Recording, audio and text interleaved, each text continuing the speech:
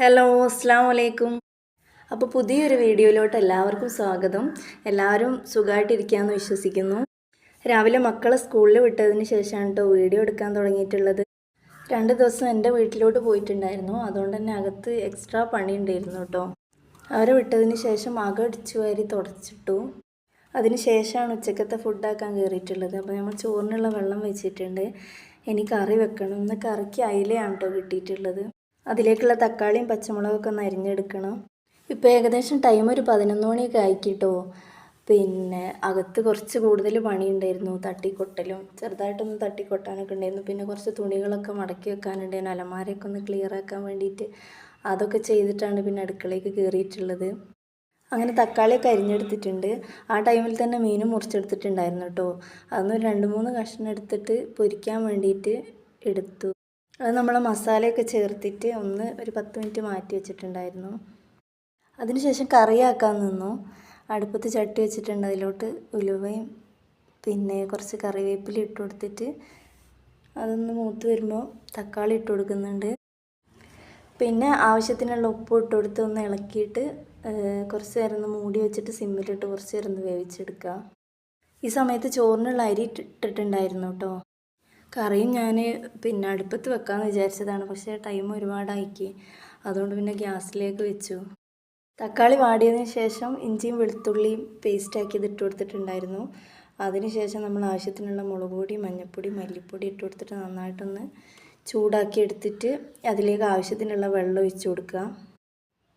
ഇനി ഒരു 2 കഷ്ണം പുളി ഇട്ട് കൊടുക്കുന്നുണ്ട്. കുടംപുളിയാണ് ഇട്ട് കൊടുക്കുന്നത്. അതിനുശേഷം മൂടി വെച്ചിട്ടൊന്ന് തിളപ്പിച്ചെടുക്കാം. അത് തിളച്ച് വന്നതിന് ശേഷം നമ്മൾ മീൻ ചേർത്ത് കൊടുത്തിട്ടുണ്ട്. ഇനി ചട്ടി മൂടി വെച്ചിട്ട് നമുക്ക് ഗ്യാസ് സിമ്മിലാക്കി കൊടുക്കുക. അത് വേവുമ്പോഴത്തേക്ക് നമുക്ക് ഉപ്പേരിക്കുള്ള കപ്ലങ്ങ പറിച്ചിട്ട് വരാം. ഇത് നമ്മൾ ഫാമിൽ നിന്ന് വാങ്ങിയിട്ടുള്ള തൈയാണ് കേട്ടോ.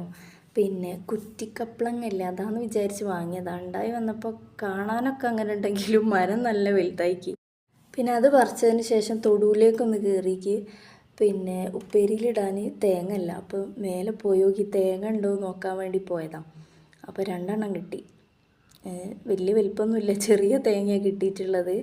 പിന്നെ ഒരു കരിക്കും കിട്ടിയിട്ടുണ്ടായിരുന്നു. ഫോണൊരു കയ്യിൽ പിടിച്ചിട്ട് തേങ്ങ എടുക്കുമ്പോൾ തേങ്ങ കയ്യിൽ കൊള്ളുന്നില്ല. പിന്നെ അപ്പോൾ അത് അവിടെ നിന്ന് തന്നെ ഞാൻ താഴേക്ക് ഇട്ടു കേട്ടോ. എന്നാൽ പിന്നെ എനിക്ക് ഇറങ്ങി പോന്നാൽ മതിയല്ലോ. കോഴി മേലേക്ക് കയറാതെ വെക്കാൻ വേണ്ടിയിട്ട് വരുന്ന വഴിയിൽ കുറച്ച് ഇതൊക്കെ വെച്ച് അടച്ചിട്ടുണ്ട്. അപ്പോൾ പോകുമ്പോൾ ഭയങ്കര റിസ്ക്കാണ്. അങ്ങനെ അതൊക്കെ എടുത്ത് പിന്നെ നമ്മൾ അവിടെ മേലെയാണ് കേട്ടോ റംബുട്ടാനുള്ളത്. റംബുട്ടാനൊക്കെ നിറച്ച് കായ് ഉണ്ടാക്കി അൽഹംദുലില്ലാ. പിന്നെ നല്ല രസമാണ് കേട്ടോ. ഇത് റെഡ് കളറാണ്. പഴുത്താൽ അടിപൊളി റംബുട്ടാനാണ്. അങ്ങനെ അതൊക്കെ കഴിഞ്ഞ് വന്നപ്പോഴത്തേന് കറിയൊക്കെ റെഡി ആയിക്കിട്ടോ. പിന്നെ മീൻ പൊരിക്കാൻ വേണ്ടിയിട്ട് അടുപ്പത്തേക്ക് വെച്ച് കൊടുത്തു. ഈ ഒരു സമയത്ത് തന്നെ ഒക്കെ ചോറിന് വന്നിട്ടോ. പക്ഷെ ഫുഡായിട്ടില്ല. ഞാൻ എന്തെങ്കിലും നേരം വൈകി ഫുഡാക്കുകയാണ്, അന്ന് നേരത്തെ വരും. അങ്ങനെ മീൻ പൊരിക്കാൻ വെച്ചിട്ട് നമ്മൾ കപ്ലങ്ങ അരിഞ്ഞെടുക്കാൻ വേണ്ടിയിട്ട് നിന്നു. പിന്നെ അത് ഫുള്ളായിട്ട് അരിഞ്ഞെടുത്തു. പിന്നെ നമ്മളെ വീഡിയോസ് കാണുന്നവർ എന്താ പറയുക, ചാനലൊന്ന് സബ്സ്ക്രൈബ് ചെയ്യണം കേട്ടോ.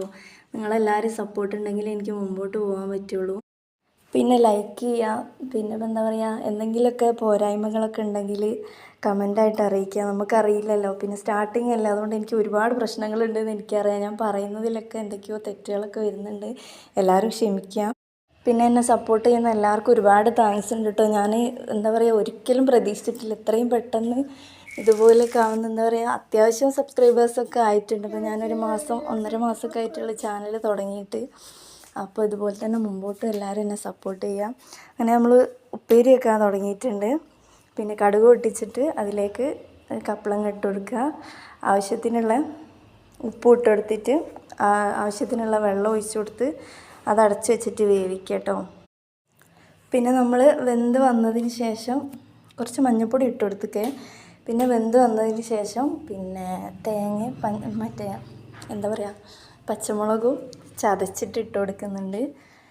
എന്നിട്ട് നന്നായിട്ടൊന്ന് മിക്സ് ചെയ്തിട്ട് ഒരു 2-3 മിനിറ്റ് ഒന്ന് മൂടി വെച്ചിട്ട് വേവിക്കുക. അങ്ങനെ ഫുഡൊക്കെ റെഡി ആയിട്ടുണ്ട്. പിന്നെ ഇനി ഇക്കാക്കും ഉപ്പാക്കൊക്കെ ഉള്ള ഫുഡ് കൊടുക്കണം, എനിക്കും കഴിക്കണം. പിന്നെ എന്താ പറയുക, അപ്പോൾ വീഡിയോ ഇഷ്ടപ്പെട്ട എല്ലാവരും ഞാൻ നേരത്തെ പറഞ്ഞ പോലെ തന്നെ ചാനലൊന്ന് സബ്സ്ക്രൈബ് ചെയ്യുക, ലൈക്ക് ചെയ്യുക, ഷെയർ ചെയ്യുക, കമൻറ്റ് ചെയ്യുക. എല്ലാവരും ഒന്ന് സപ്പോർട്ട് ചെയ്യണേ.